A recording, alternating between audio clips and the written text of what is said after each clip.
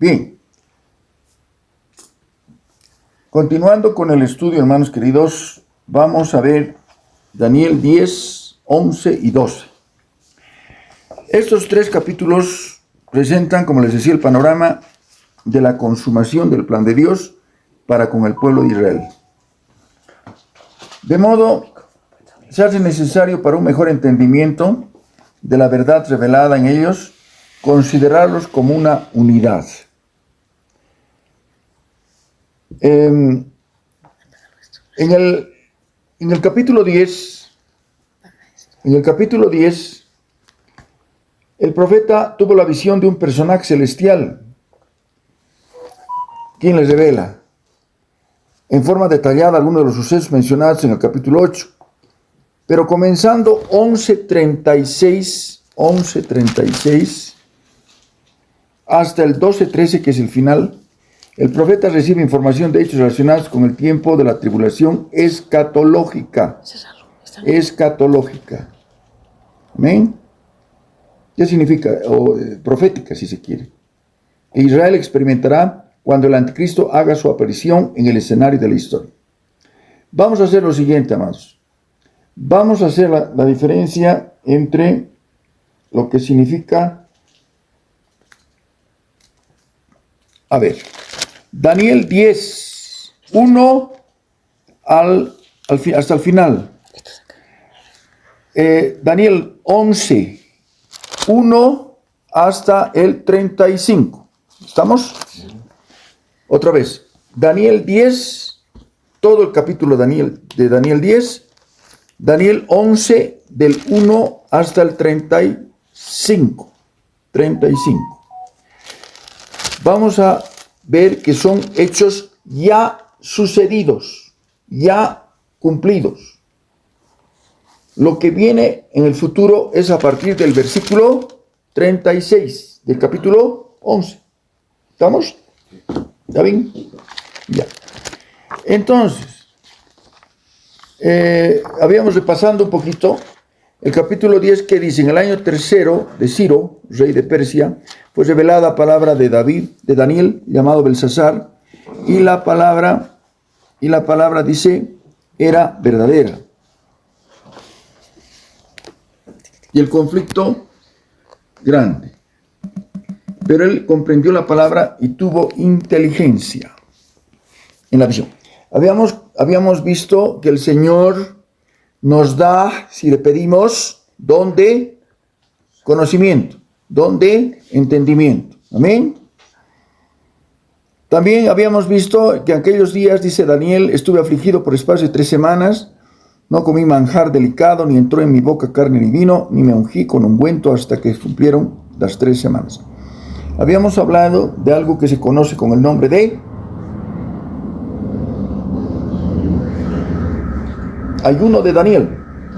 El ayuno de Daniel, que se le llama muchas veces, es el ayuno frugal, o sea, de cosas que son, que por ejemplo acá dice, no comí ni carne, ni vino, ni me ungí con ungüento, ¿no es cierto? Entonces, es un alimento muy sencillo, muy sencillo, durante 3 semanas, ¿no? Que le llaman, que en realidad no viene a ser el ayuno, ¿no? Pero es como que tiene ese nombre, porque durante 3 semanas él se abstuvo de manjar delicado, amén, de carne, vino, etcétera, ¿no? Ahora bien, el 24 del mes primero estaba a la orilla del gran río Haidekel, que es cerca de Babilonia. Alcé mis ojos y miré, y aquí un varón vestido de lino y ceñidos sus lomos de oro de Ufaz. Habíamos visto de quién se trata. ¿Recuerdan ustedes? Estamos repasando. Alcé mis ojos, estamos en el versículo 5. Daniel 10, 5. Amén. Un varón vestido de lino, ceñidos sus lomos de oro de Ufaz.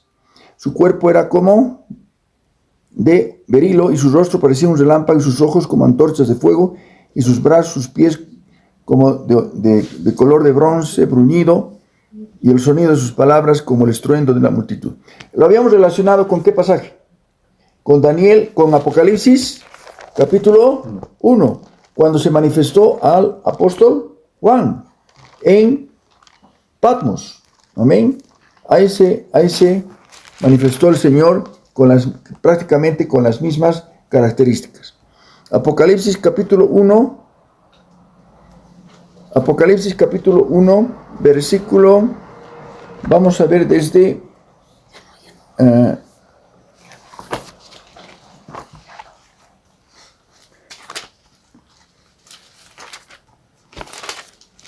gloria a Dios. Versículo 12, 1:12, Apocalipsis 1:12. Es el pasaje que se refiere a Patmos, en la isla de Patmos. 1:12. Me volví para ver la voz que hablaba conmigo, y vuelto vi 7 candeleros de oro, y en medio de los 7 candeleros a uno semejante al Hijo del Hombre, vestido de una ropa que llegaba hasta los pies, ceñido por el pecho con un cinto de oro. Su cabeza y sus cabellos eran blancos como blanca lana, como nieve, sus ojos como llama de fuego, y sus pies semejantes al bronce bruñido, refulgente como en un horno, y su voz como estruendo de muchas aguas. Entonces hay un paralelismo entre ambos pasajes. ¿Cuál es la diferencia entre el pasaje de Daniel y el pasaje de Apocalipsis? En Daniel es el preencarnado, el Cristo preencarnado, teofanía, manifestación visible del Dios invisible, el que había de venir por primera vez. No había llegado todavía, iba a llegar el Mesías recién, por primera vez. Que Apocalipsis ya vino, ¿es cierto? Ya vino por segunda vez, y por eso aparece a su discípulo Juan. ¿Amén? ¿Estamos? Vamos a volver a Daniel capítulo 10, versículo 8. Quedé pues yo solo y vi esta gran visión, no quedó fuerza en mí, antes mi fuerza se cambió en desfallecimiento y no tuve vigor alguno. Pero oí el sonido de sus palabras, y al oír el sonido de sus palabras caí sobre mi rostro en un profundo sueño, con mi rostro en tierra. Definitivamente la manifestación del Señor fue tan fuerte que ya prácticamente los rindió a Daniel, ¿verdad? Quedó ahí. Él prácticamente es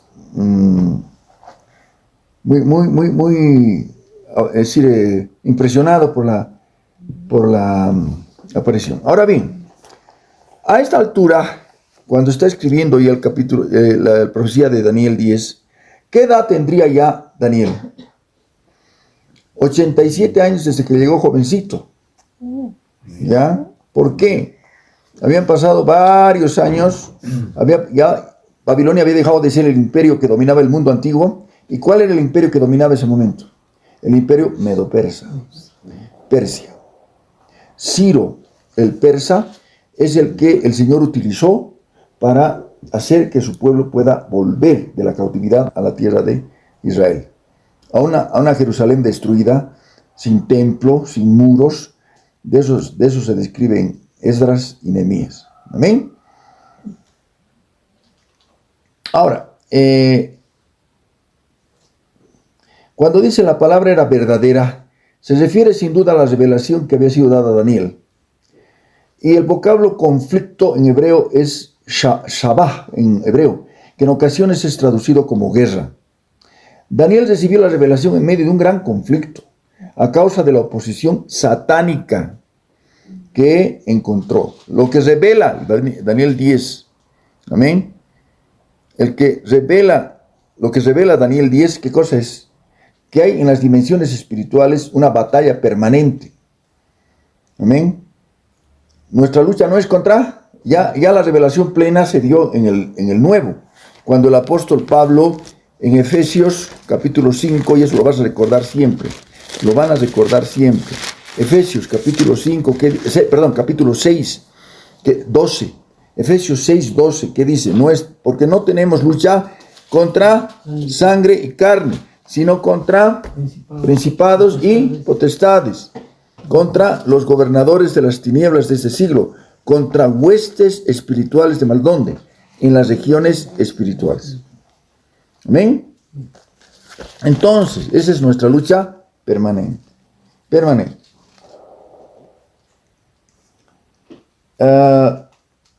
La revelación que recibió del Señor a través también del ángel, evidentemente le afectó profundamente. Prácticamente el profeta estuvo afligido por espacio de 3 semanas. Amén.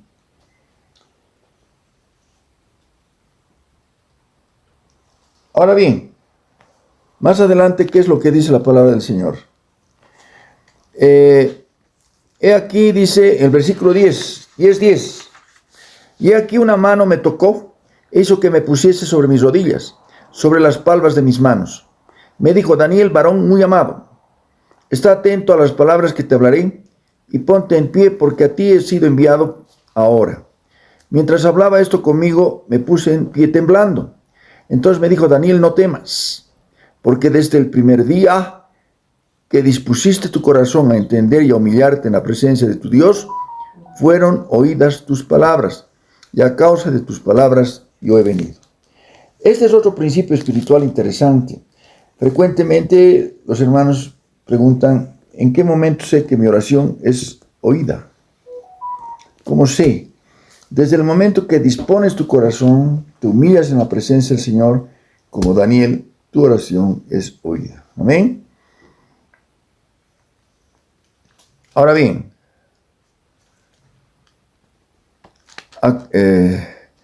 ¿y qué dice? El primer día de que dispusiste tu corazón a entender y a humillarte en la presencia de tu Dios, fueron oídas tus palabras, y a causa de tus palabras yo he venido.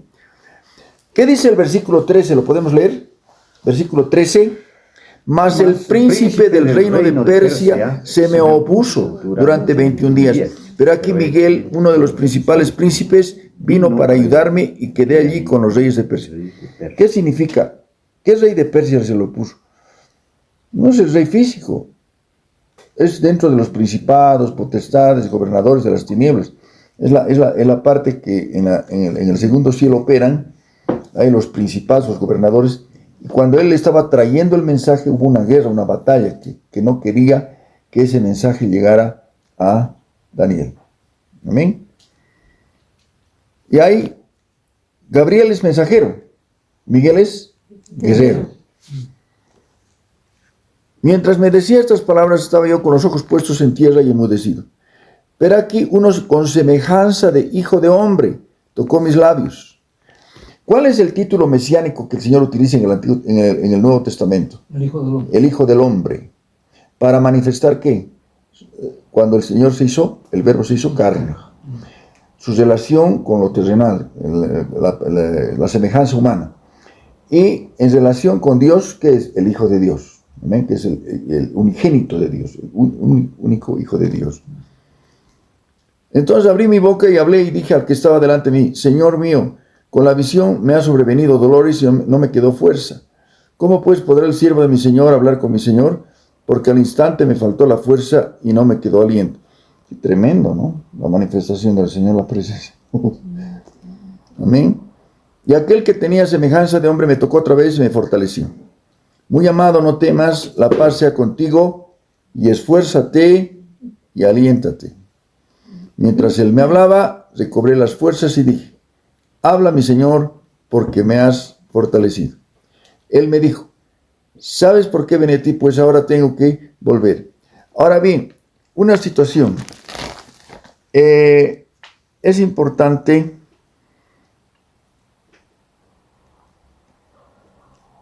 discernir siempre cuando se trata de Gabriel y cuando se trata del Señor. Amén. ¿Por qué? Porque aquí dice: ahora tengo que volver para pelear contra el príncipe de Persia, y al terminar con él, el príncipe de Grecia vendrá.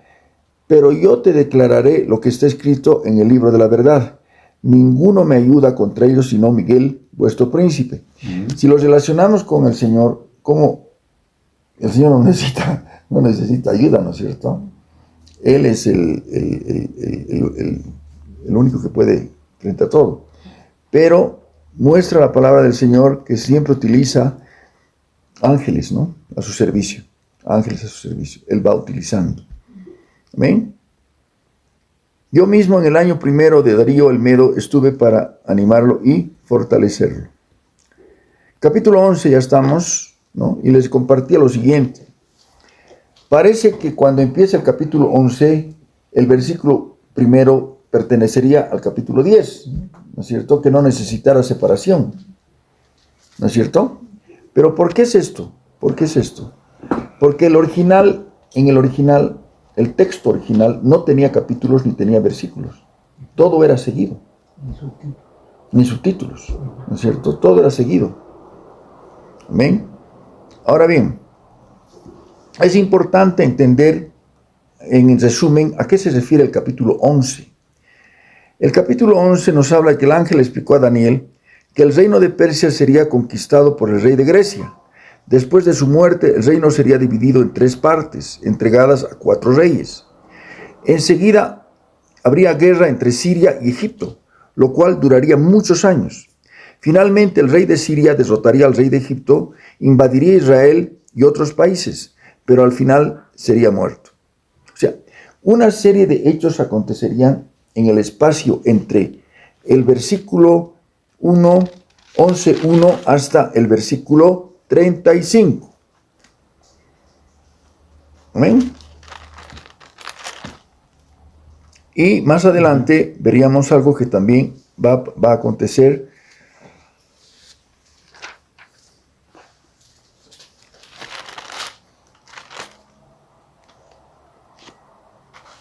Ya. ¿Quién es?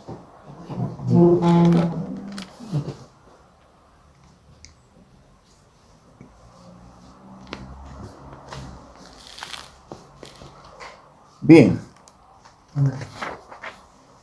Ya, René. ¿Abrió? Ya. A grandes rasgos, tal vez se puede saber de a quiénes se está refiriendo, pastor, hasta el versículo 35, porque el verso 35 dice, también algunos de los sabios caerán para ser depurados y limpiados y emblanquecidos hasta el tiempo determinado, porque aún para esto hay plazo, porque en el capítulo 12 también nos habla algo similar, ¿verdad? Sí. Muchos serán depurados y emblanquecidos. Ocurre lo siguiente, siempre el que quiere vivir piadosamente padecerá persecución. Va a ser un tiempo duro, difícil de persecución. Amén. Lo que es importante discernir es que el capítulo 11, del 1 al 35, ¿no es cierto?, se trata de reyes del norte, del sur, que en la parte esa especialmente, lo que es Eretz Israel, el territorio de Israel, al norte está Siria, al sur está Egipto. Entonces, después del imperio babilónico, ¿quién vino? El imperio medo-persa. ¿Quién dominó al imperio medo-persa? Grecia. Grecia a la cabeza de Alejandro el Magno, ¿no es cierto? Alejandro el Magno. Ahora bien, Alejandro Magno sería el que definitivamente dominaría el mundo antiguo conocido. ¿Amén? Ahora bien, es importante discernir esto. Cuando murió Alejandro, no dejó hijos, no dejó descendientes. Entonces, ¿qué tuvieron que hacer? Dividir entre sus 4 generales. ¿Ya? Lo dividieron el imperio entre sus 4 generales. Uno se quedó con la parte de Siria, otro se quedó con Egipto, otro quedó con... En fin, fue toda una distribución. Pero empezaron a pelear el rey del norte con el rey del sur por querer dominar, lo que de siempre, ¿no es cierto? Lo de siempre, ¿no? Decisión de poder. Eso. Y justamente el que había tomado la parte de Siria, ¿no es cierto?, aparece un personaje que lo hemos llamado Antíoco Epífanes. Antíoco Epífanes quiso helenizar, fue conquistando hacia el sur hasta llegar a Egipto, pero no pudo conquistar Egipto y se volvió nuevamente al norte. Pero al volver al norte, ya rabioso, dijo, por lo menos algo conquistaré, y se entró a Jerusalén. Y ahí invadió Jerusalén, hizo barbaridades, lo que el Señor llama la abominación desoladora de la que habló el profeta Daniel. Hizo comer a los sacerdotes sangre, puso una cerda en el altar, hizo barbaridades, ¿no es cierto? Contaminó el templo. Y esa contaminación es la que nos habla en un pasaje más anterior que vimos de 2300 tardes y mañanas, ¿no? Entonces, todo ese tiempo estuvo ahí dominando, hasta que patriotas judíos, macabeos, Judas Macabeos y todo eso, resistieron a Antíoco Epífanes y lo echaron. Y nuevamente purificaron el templo, limpiaron el templo. Todo este detalle nos habla, ¿no es cierto?, de las guerras, pero para que podamos tener más claro el asunto, es que, y eso lo pueden anotar en alguna parte, no sé, en notas, del versículo 2 adelante, van a ir viendo una serie de detalles ahí. El rey del sur, que por ejemplo el versículo 5, será fuerte el rey del sur, mas uno de sus príncipes será más fuerte que él, se hará, digamos, poderoso, ¿no? Ya, entonces... Voy a intentar grabar, pastor. Ay. Perdón. Amén. Y dice, al cabo de años hará alianza la hija del rey del sur, vendrá el rey del norte para hacer la paz, pero ella no podrá retener la fuerza de su brazo, ni permanecerá él ni su brazo, porque será entregada a ella y las que la habían traído, asimismo su hijo y los que estaban de parte de ella en aquel tiempo. Vemos lo que frecuentemente se hacía en el tiempo antiguo. Se hacían matrimonios por conveniencia, en el sentido de hacer pactos para no agredirse, ¿no es cierto? Ahora bien, y así sucesivamente va pasando, que el rey del norte, que el rey del sur, que ataca a este, que ataca al otro, que en fin, una serie de situaciones y conflictos, ¿no? Lo que siempre ha habido, y lo que el Señor llamó también en las señales del Mateo 24, guerras y rumores de guerras. Permanentemente el ser humano ha estado en ese, los gobiernos han estado en ese afán de pelearse, conflictos por aquí, conflictos por allá, sediciones y todo, apuntando a que en el milenio sea un reino por fin de gozo, justicia y paz. Mientras tanto va a seguir habiendo conflictos como los que hoy, por ejemplo, de Ucrania, Rusia, de la Franja de Gaza, de Irán, y en fin, ¿no es cierto? Entonces todo esto es una muestra que en el Antiguo Testamento no era novedad, estaban siempre peleando. Y esta parte especialmente en lo que significa en la zona del Medio Oriente, el área que es justamente lo que hoy es el Eretz Israel, ¿no es cierto? El territorio de Israel, más al norte está Siria, más al sur está Egipto, en el mapa, ¿no? Pero todo eso era motivo de conflicto permanente. ¿Amén? Ahora bien, vamos a ver solamente de paso el 11.3, por favor. El 11.3 dice, se levantará luego un rey valiente, el cual dominará con gran poder y hará su voluntad. Pero cuando se haya levantado, su reino será quebrantado y repartido hacia los cuatro vientos del cielo, no a sus descendientes, ni según el dominio con que él dominó, porque su reino será arrancado y será para otros fuera de ellos. ¿Quién es? Alejandro el Grande. Murió sin descendencia y sus cuatro generales se repartieron el imperio. Y ahí aparece el 5, ¿no? El rey del sur, el rey del norte, el este, en toda una serie de detalles que se han ido cumpliendo, pero con precisión. Y eso es lo que la crítica bíblica muchas veces dice, y ha achacado a Daniel de que ha escrito todo después de que ha pasado. Bueno, el historiador hace eso, ¿no? El historiador escribe de lo que ya ha pasado, por eso es historiador. Pero no era historiador, era profeta, estaba anunciando las cosas que iban a pasar. Amén. Vamos a ir directamente al 20, por favor. ¿Ya? 11:20. Se levantará en su lugar uno que hará pasar a un cobrador de tributos por la gloria del reino, pero en pocos días será quebrantado, aunque no en ira ni en batalla. Le sucederá en su lugar, el 21, por favor.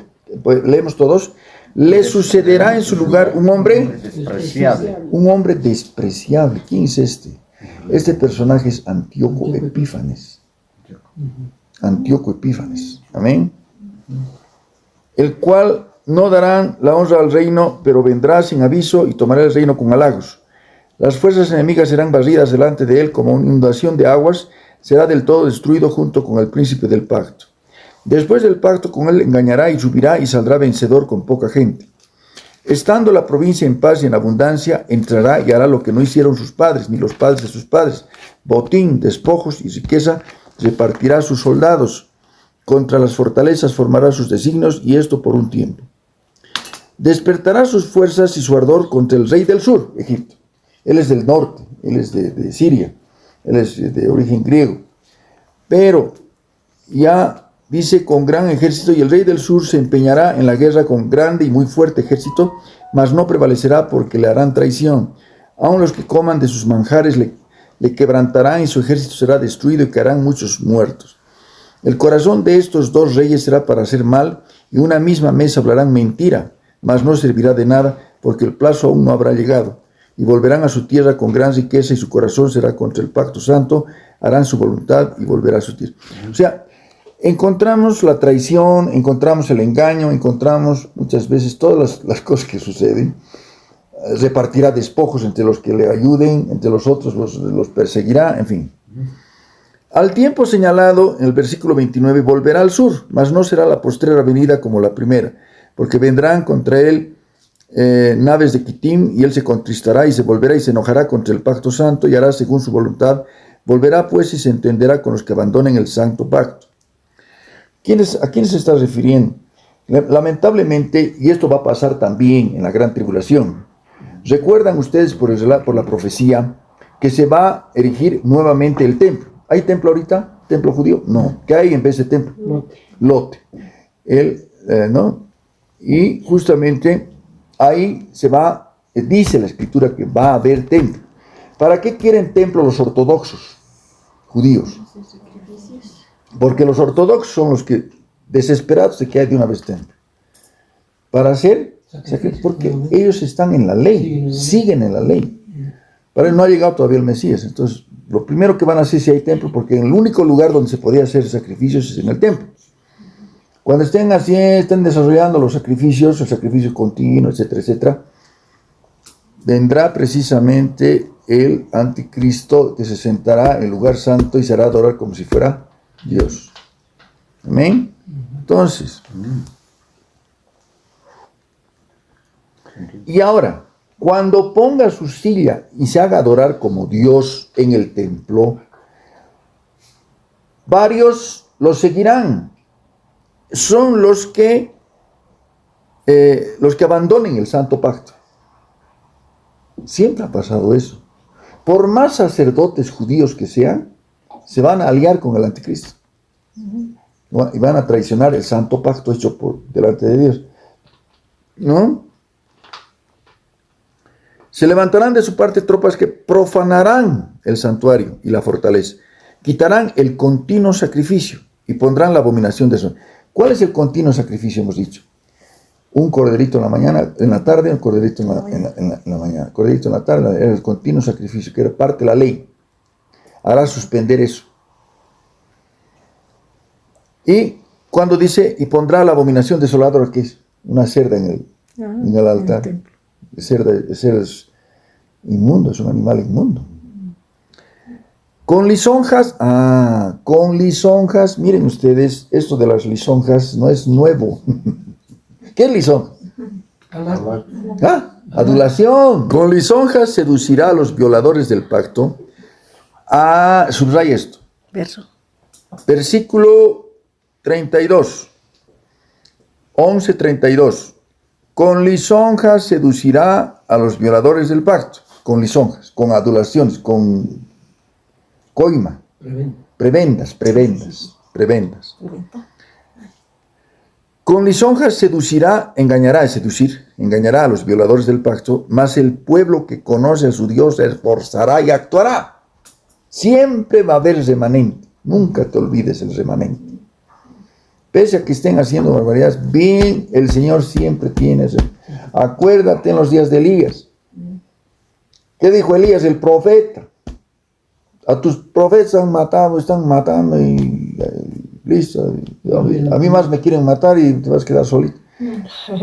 Yo he hecho que haya 7,000. 7,000 que no doblen sus rodillas ante Baal ni lo besen, porque siempre el Señor tiene remanente. Por eso dice, conoce a su Dios, se esforzará y actuará. Y los sabios del pueblo instruirán, muchos por algunos días caerán a espada y a fuego, en cautividad y despojo. Esto va a pasar en la gran tribulación. Va a haber, de parte del anticristo, va a haber despojo. Porque esa es la característica del tirano, despojar y distribuir a sus huestes. En su caída serán ayudados de pequeño socorro y muchos se juntarán a ellos con lisonjas. También algunos de los sabios caerán para ser ¿qué? Depurados y limpiados. Esto tiene que ver con una palabra de Apocalipsis que dice, honrosa es delante del Señor la muerte de sus santos, porque con ellos sus obras siguen. Amén. Porque ¿qué se piensa frecuentemente? Pero si acaso no era su siervo, acaso no era su sierva, acaso eso no es, y cómo Dios no. Y el Señor a veces permite que haya mártires. Pero, ¿qué les dijo el Señor? ¿Recuerdan ustedes a sus discípulos? No teman los que solamente pueden destruir el cuerpo y nada más. Teman aquel que es poderoso para destruir el cuerpo y el alma en el infierno. Amén. Así es. Entonces, ahí están los mártires, ¿no? Y el rey hará su voluntad, se ensoberbecerá. Un ratito. Hasta el versículo 35. Ya pasó. Al margen de su Biblia diga, ya pasó. Ya ocurrió. Todo eso anterior con la Antíocos y todo eso, que son figura del anticristo. Ya pasó. Rey del norte, del sur, todo eso ya pasó. Historia.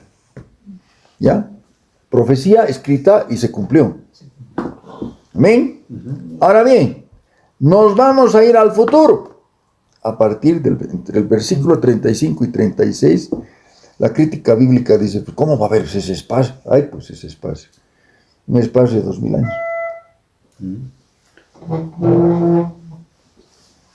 Amén. ¿Hasta el 34? Hasta el 35. 35, hasta el 35. Ya se ha cumplido con Antíoco. Ya se ha cumplido con Antíoco Epífanes. Ya se cumplió con Epífanes. ¿Abrió? Ya no. Amén. Ahora bien, vamos al 36. Amén. Vamos al 36. Ojo, otra vez, al margen pueden poner futuro. Hasta el 35 ya pasó. Del 36 adelante, futuro. La gran tribulación. ¿Qué va a pasar en la gran tribulación? El rey hará su voluntad, se ensoberbecerá y se engrandecerá sobre todo Dios. ¿Acaso no dice la Biblia que no hará? Contra el Dios de los dioses hablará maravillas, prosperará hasta que sea consumada la ira, porque lo determinado se cumplirá. Del Dios de sus padres no hará caso, ni del amor de las mujeres, ni respetará a Dios alguno, porque sobre todo se engrandecerá. Vamos a simplemente mencionar, así, vamos a marcar aquí, vamos a volver y vamos a ir a 1 Tesalonicenses, capítulo 2. Amén. ¿Colosenses? Tesalonicenses. No, segunda de Tesalonicenses, capítulo 2. Vamos a leer. Precisamente se está refiriendo al anticristo, a la manifestación del hombre de pecado, del hijo de perdición. Pero con respecto a la venida de nuestro Señor Jesucristo y nuestra reunión con Él, os rogamos, hermanos, que no os dejéis mover fácilmente de vuestro modo de pensar, ni os conturbéis ni por espíritu, ni por palabra, ni por carta, como si fuera nuestra, en sentido de que el día del Señor está cerca. Pero aquí viene lo siguiente. Si tomamos tal como está aquí en Reina Valera, ¿acaso no estamos compartiendo que la gran tribulación está cerca. Pero Pablo está diciendo, no está bien decir eso, no. Pero es que lo más exacto es aquellos que están predicando que la gran tribulación ya ha llegado. Y pregunto, ¿ya habrá llegado? La gran tribulación no. ¿Ah? No. No, todavía. ¿Por qué? Porque para que la gran tribulación empiece, ¿qué tiene que haber? El arrebatamiento. Arrebatamiento, el rapto. Oye, alguien... El hecho que no haya encontrado a nadie en su casa no es quizás... Nadie os engañe en ninguna manera, porque no vendrá, ¿qué? La gran tribulación, el día del Señor. Ojo, recordando, día del Señor es gran tribulación, día de Jesucristo es arrebatamiento. No vendrá, si que antes venga, ¿qué? La apostasía, y se manifieste el hombre de pecado, el hijo de perdición. Habíamos visto cuando estudiábamos acerca del anticristo, que uno es el hombre de pecado y otro es el hijo de perdición. El hombre de pecado es ese personaje político mundial que se manifestará con soluciones tremendas, ¿no? Parece que lo que se está buscando es alguien que dé seguridad, ¿no? Un liderazgo firme. Bueno, va a aparecer a través del hombre de pecado. Pastor, primero entonces, antes del arrebatamiento, ¿va a aparecer el hombre de pecado? No. A ver, Rebequita, está bien, muy bien tu detalle. Como una señal de que va a empezar la gran tribulación, estamos viviendo días de apostasía. Pero la apostasía en toda su plenitud va a ser cuando empiece la gran tribulación. Amén. Estamos viviendo como señales. ¿Estamos viviendo apostasía? Sí. Muchos están retrocediendo. ¿Qué es la apostasía? Negar la fe. Retroceder de la verdad. La verdad. Retroceder de la verdad. Esa es la apostasía. Apostataron. ¿No es cierto? Empezar a hacerle decir a la Biblia lo que no dice es apostasía. Amén. Ahora bien, estamos viviendo como señales, principios, si se quiere, principios de apostasía, digamos. Pero la apostasía plena va a ser en el tiempo de la gran tribulación. Apostasía y se manifieste el hombre de pecado, el hijo de perdición. ¿Qué significa manifieste? Alguna vez escuché un estudio que decía se revele. No dice revele, que alguien le va a revelar. No, que se manifieste significa que se vea. Que se vea al hombre de pecado y que se vea después del hombre de pecado al hijo de perdición. Hemos dicho que el hombre de pecado es aquel personaje político mundial que se va a manifestar primero dando soluciones y que a la mitad de la semana, ¿cuánto es la semana? La última semana. 7 años. Los últimos 7 años. 3 años y medio iniciales, 3 años y medio finales.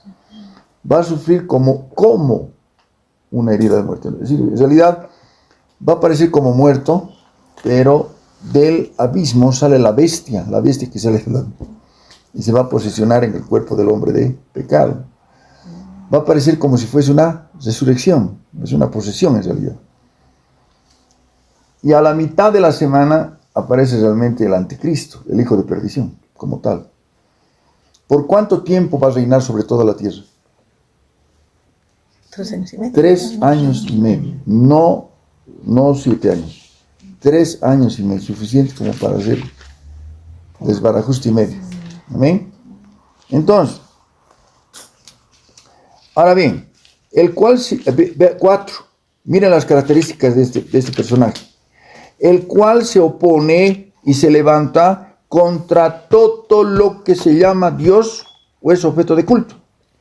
Tanto que se siente en el templo de Dios como Dios, haciéndose pasar por Dios. ¿Qué significa eso? Que va a haber una religión única. La religión del anticristo. No va a permitir ninguna forma de culto. ¿Qué tal? Amén. ¿No os acordáis que cuando yo estaba todavía con vosotros decía esto? Y ahora vosotros sabéis lo que lo detiene. ¿Qué lo tiene? A fin de que a su debido tiempo se manifieste. Versículo 7, ¿qué dice? ¿Podemos leer? Porque ya está en acción, ¿qué? El misterio de la iniquidad. ¿Cuál es el misterio de la iniquidad? Lo pueden poner al borde, no sé, un cuaderno. Misterio de la iniquidad, espíritu del anticristo. Uno es el anticristo como tal, y otro es el espíritu del anticristo, el que está operando ahora. ¿Ya? El Espíritu Santo está preparando la iglesia para el rapto. Está preparando a la iglesia para el rapto. La verdadera iglesia, no se puede hablar de la verdadera iglesia sin el Espíritu Santo. El que está preparando la venida del anticristo es el espíritu del anticristo. Amén. Amén. Amén. Pero dice, hay quien al presente lo detiene, hasta que él a su vez se ha quitado de medio. Entonces algunos decían, no puede ser la iglesia que esté deteniendo, porque dice él, no dice ella, no dice la iglesia. No. Cuando dice él a su vez se ha quitado de medio, se refiere al Espíritu Santo. ¿Querrá decir que el Espíritu Santo se va? No. Nunca, él es omnipresente. En el servicio, en el ministerio de la iglesia, el Espíritu Santo opera para que pueda ser arrebatado. En el poder del Espíritu Santo vamos a ser arrebatados. En el poder del Espíritu Santo nos hemos convertido. En el poder del Espíritu Santo ha sido arrebatado Jesús a la diestra del Padre. Ha sido resucitado en el poder del Espíritu Santo. Amén. Entonces el Espíritu Santo está obrando de tal forma que cuando ya se lleve a la iglesia, dice, lo detiene. Cuando ya lleve a la iglesia, no es que se va, sino él está siempre en todas partes, pero está operando, llevando a la iglesia a la casa del Padre. ¿Se entiende? Amén. Amén. Ahora bien, entonces manifestará aquel inicuo, a quien el Señor matará con el espíritu de su boca, destruirá con el resplandor de su venida, inicuo, cuyo advenimiento es por obra de Satanás. Ahora, fuerte todos, con gran poder y señales y prodigios. Mentirosos. ¿Qué significa esto? Que no todo milagro es de Dios. Hay prodigios y señales mentirosos. Si es mentiroso, el padre mentira. Pues. ¿Recuerdan? Solamente como una anécdota, alguna vez haber escuchado de un testimonio donde decía que una mamá había ido con su hijita a la gruta de Lourdes y entró y tocó la imagen de la Virgen y fue sanada por la Virgencita. Apareció la Virgencita, ¿sí?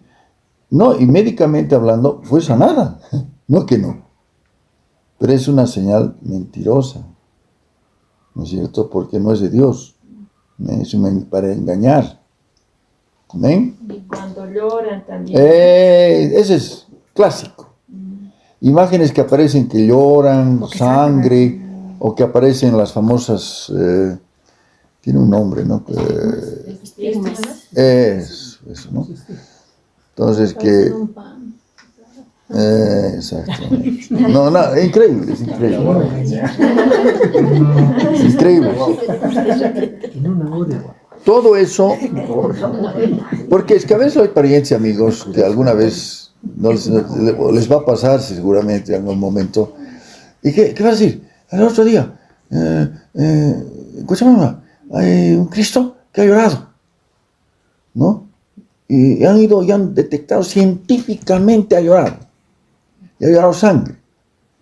Y lo ha llevado a Estados Unidos la imagen, hermano. Creo que el dueño ni siquiera al estuco lo han llevado han pagado el pasaje del avión para llevarlo hasta Estados Unidos, hermano, a hacer un estudio ahí. En una cabina han hecho, con cámaras y todo eso, y ha derramado lágrimas. Y han chequeado y es sangre.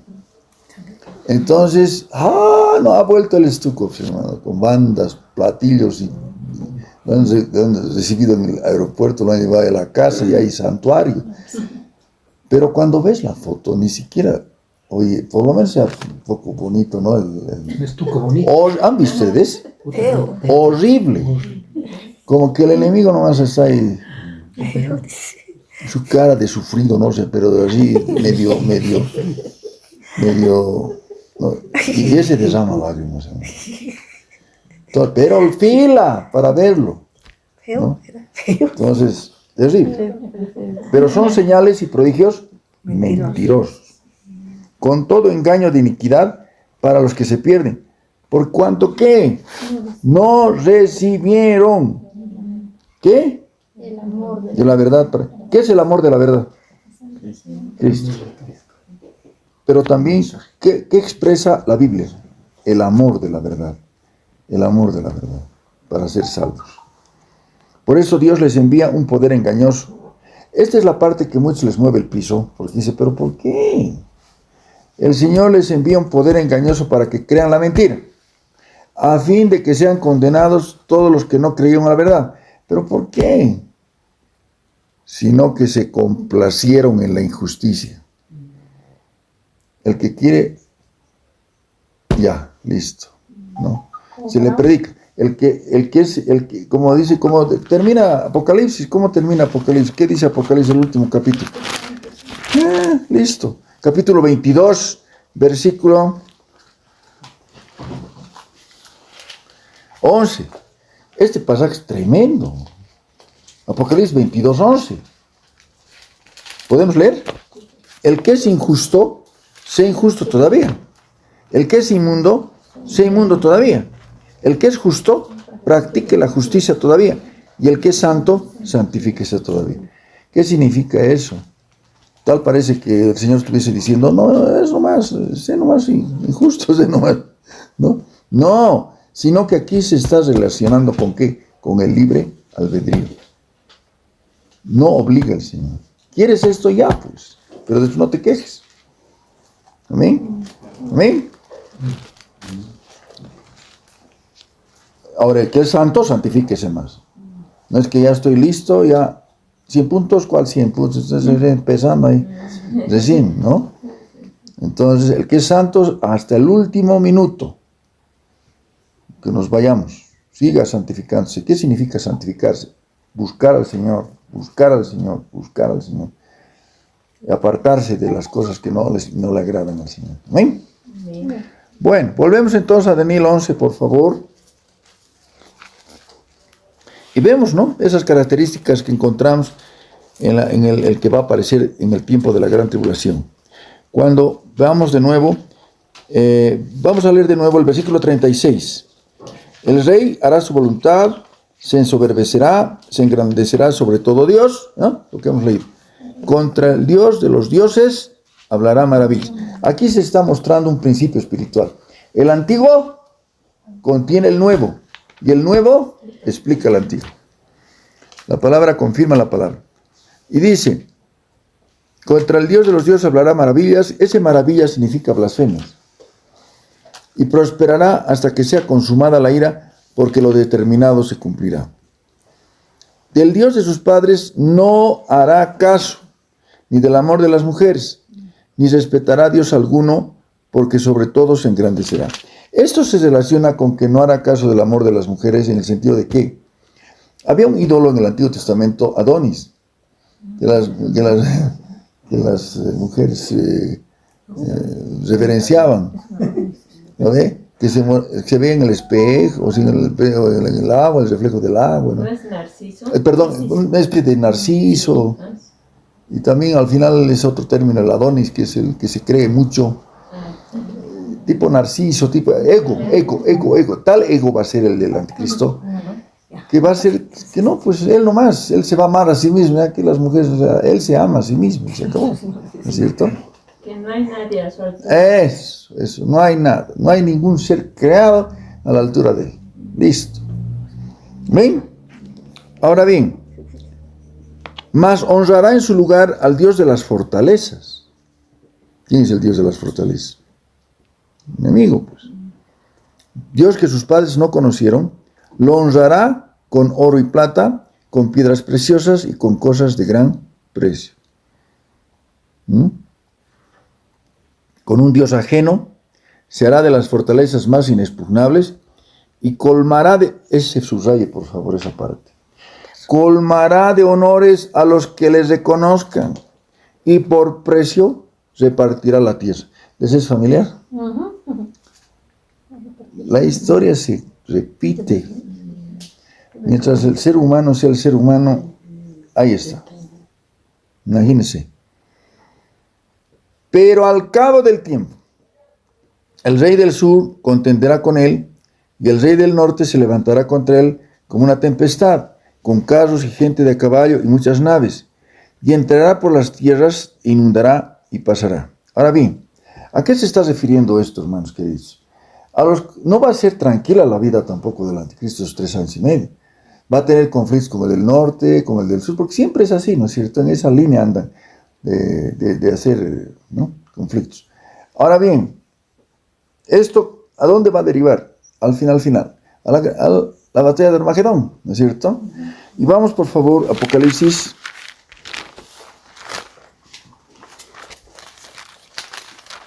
Estos conflictos entre naciones, nación, reino contra reino, nación contra nación y todo esto, todas estas cosas, están evidenciando que un día, todo va a concluir con el conflicto más grande de todos los tiempos, la batalla de Armagedón. Vamos a Apocalipsis capítulo 16. Versículo 13, 16, 13. Vi salir de la boca del dragón, ¿quién es? Satanás. De la boca de la bestia, ¿quién es? El anticristo. Y de la boca del falso profeta, la otra bestia. No. El hijo de perdición es el líder que va a dar lugar al anticristo, ¿no? O sea, el que va a prestar su cuerpo para el anticristo. ¿Cuál es la trinidad satánica? Pues porque el enemigo es el que copia todo, ¿no? La trinidad satánica, primero, Satanás. Segundo, el anticristo. Tercero, el falso profeta. 3 espíritus inmundos, a manera de ranas. Son espíritus de demonios que hacen señales. ¿Y qué van a hacer? Van a los reyes de la tierra, ¿dónde? En todo el mundo. Hoy conocemos de conflictos de Rusia con Ucrania, de la Franja de Gaza, de Irán, y además había habido conflictos, por ejemplo, en África que nadie conoce, porque son tantos y tan frecuentes, negris que se agarran, pero pues, caray, tremendamente, ¿no? Ya no publica la prensa, ¿no es cierto? Entonces, por todo lado hay sediciones, conflictos y todo eso. Ahora bien, en este caso va a ser en toda la tierra el conflicto, en toda la tierra. Dice que hacen señales y van a los reyes de la tierra en todo el mundo para reunirlos a la batalla de aquel gran día del Dios Todopoderoso. He aquí yo vengo como ladrón. Bienaventurado el que vela y guarda sus ropas, para que no ande desnudo y vean su vergüenza. ¿Qué dice el 16? Los reunió en un lugar que en hebreo se llama Armagedón. Es un nombre bíblico. ¿Cuál es su nombre geográfico? Megiddo. Valle de Megiddo. El Valle de Megiddo. Si va usted a Israel, le dice al guía que le lleve a Armagedón. Megiddo. Amén. Entonces es ahí donde se va a enfrentar las naciones rebeldes a la cabeza del anticristo contra el Cordero. Pelearán contra el Cordero y el Cordero los vencerá porque Él es Rey de Reyes y Señor de Señores.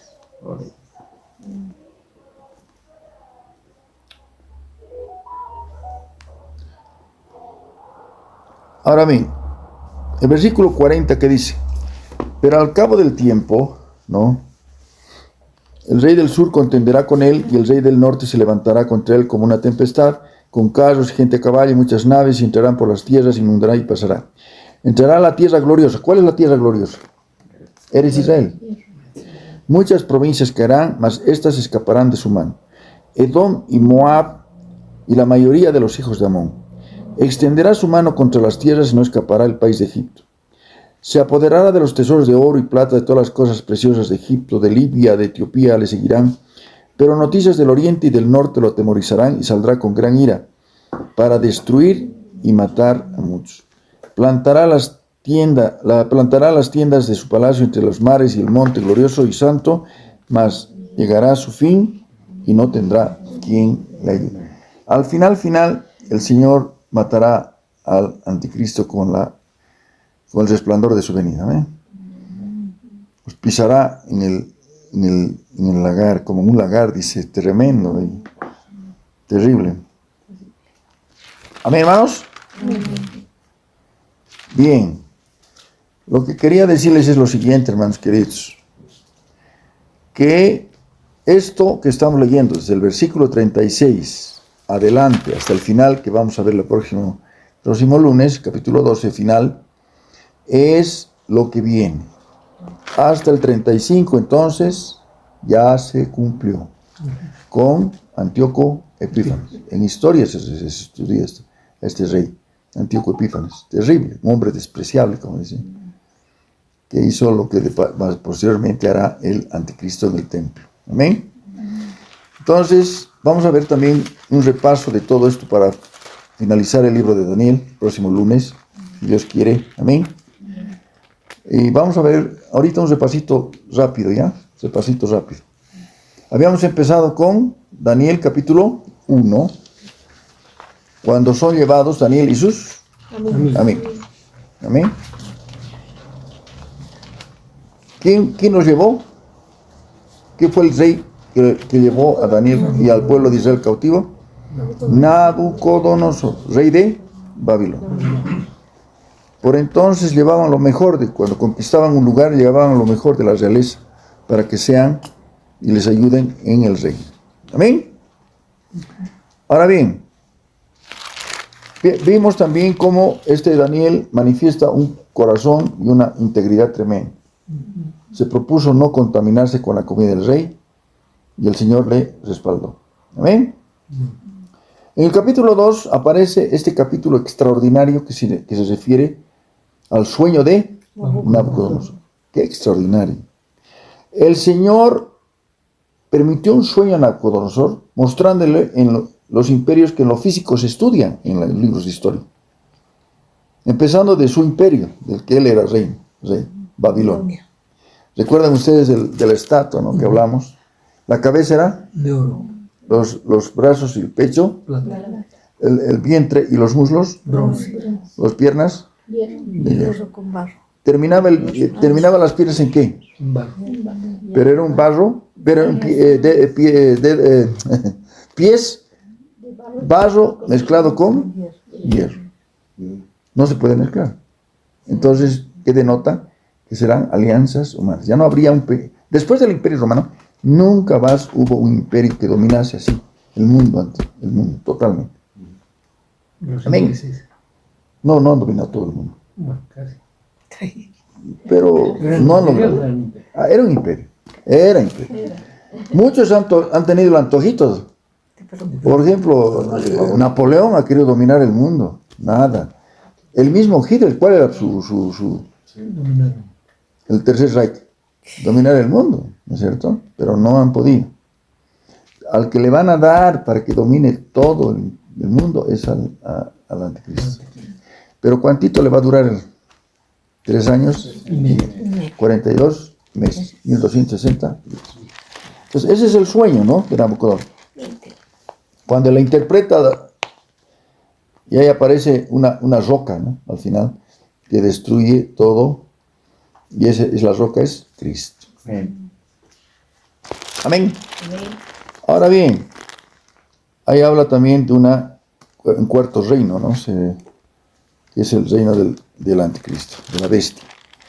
En el capítulo 3 nos habla de un milagro que pasó con los amigos de Daniel. Amén. Daniel seguramente estaba en algún asunto fuera del... Y ahí estaban los amigos. Y fueron sujetos de juicio injusto totalmente, ¿no? Porque no se quisieron... ¿No?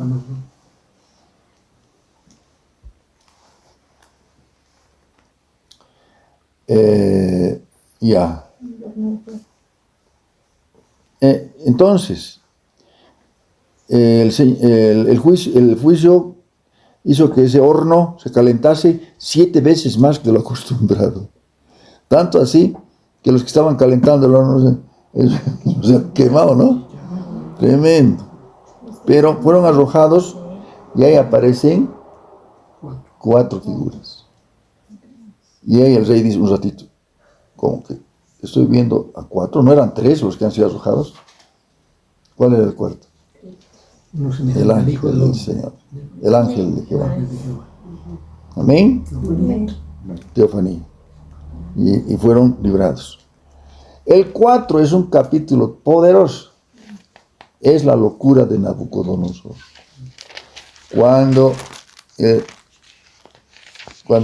de pronto sueña que era un árbol alto y frondoso, pero hay una voz que dice, corten el árbol.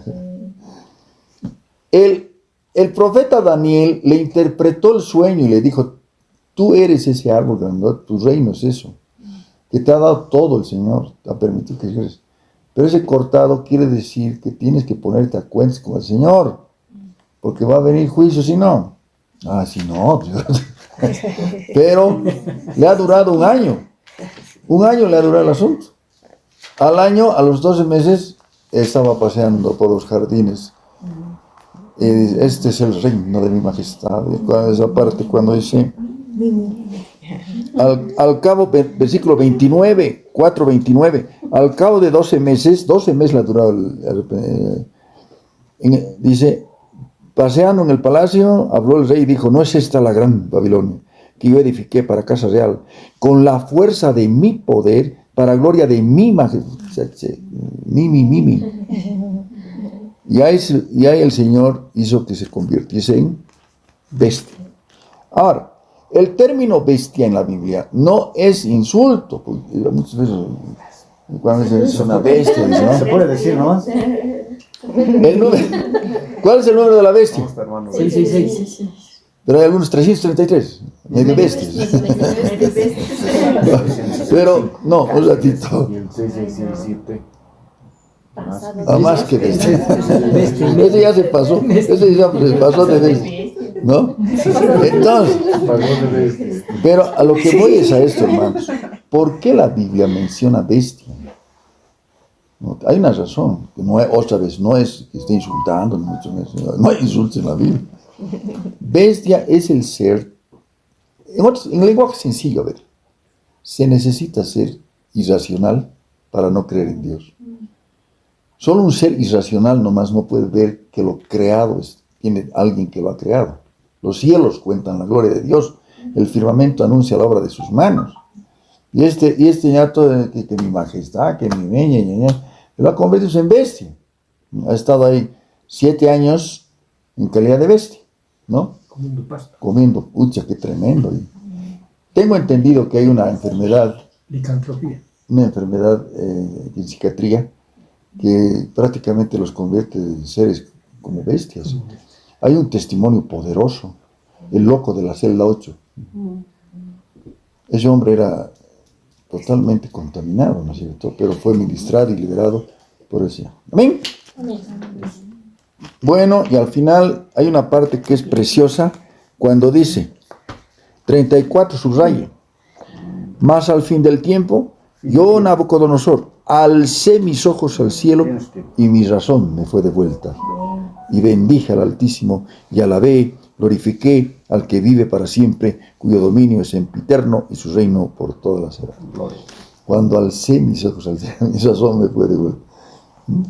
Al fin del tiempo. Es realmente, prácticamente podemos decir, hermanos queridos, que nos ha vuelto la razón cuando nos convertimos, hermano. Porque estábamos haciendo bestialidades. Más al fin del tiempo. Entendemos que todo tiene su tiempo. Amén. El tiempo es estipulado por Dios. Todo tiene su tiempo. Amén. Muy bien. En el capítulo 5 también es otro capítulo poderoso y hermoso, cuando habla del rey Belsasar, que el bien atrevido saca los vasijas del templo que había traído su antepasado, no su padre. Su padre no era Nabucodonosor, porque habían habido otros reyes que han venido después de Nabucodonosor. ¿no es cierto? Y el padre de este era otro, ¿no? Pero este Belsasar, ¿no es cierto?, ha empezado a traerlas y ha empezado a emborracharse y a hacer cosas, ¿no? Entonces, el Señor también emite juicio, una mano aparece. Qué tremendo, ¿no? Que aparezca una mano y empieza a escribir en la pared. Mene, mene, tekel uparsin. Eso está en el capítulo 5. Entonces, ¿qué dice esta partecita para que lo subraye? Versículo 22. Tú, su hijo Belsasar, no has humillado tu corazón sabiendo todo esto, sino que contra el Señor del cielo te has ensoberbecido. Hiciste traer delante de ti los vasos de su casa, tú y tus grandes, tus mujeres, tus concubinas. Bebisteis vino en ellos. Además de esto diste alabanza a dioses de plata y oro, de bronce, de hierro, de madera, de piedra, que ni ven, ni oyen, ni saben. Subraya esto, pasaje de oro. Al Dios en cuya mano está tu vida, cuyos son todos tus caminos, nunca honraste. Gloria a Dios. Tremendo. Entonces su presencia fue enviada de esa mano que decía, mene, mene, tekel uparsin. Contó Dios tu reino y le ha puesto fin.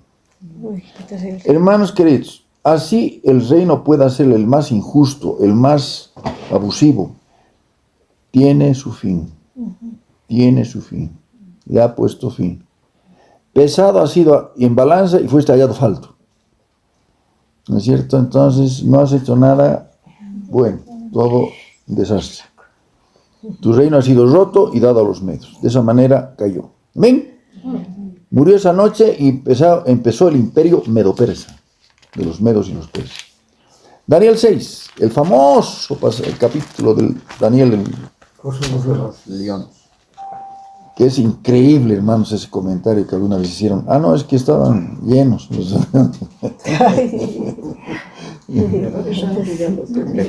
Vegetarianos los leones. Nada que ver. Eran leones tremendos. ¿Por qué?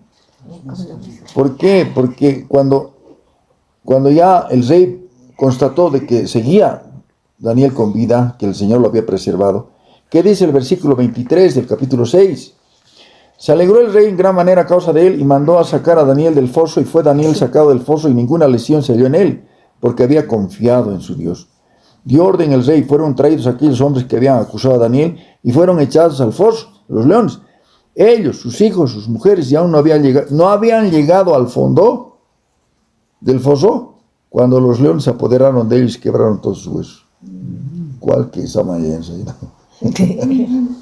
¿Amén? Ya. Bien, capítulo 7 habla acerca, hasta el capítulo 6 es biográfico, hemos dicho, biográfico. A partir del capítulo 7 ya son visiones que el Señor le da a Daniel. De las 4 bestias, ¿no es cierto? En el sentido. A Nabucodonosor le muestra lo físico, los imperios físicos, en ese estatus. A Daniel le muestra lo que opera detrás de cada imperio, fuerzas bestiales. ¿Amén? Fuerzas espirituales de maldad. ¿Amén? ¿Ya? Lo mismo en el 8, visión del carnero y del macho cabrío.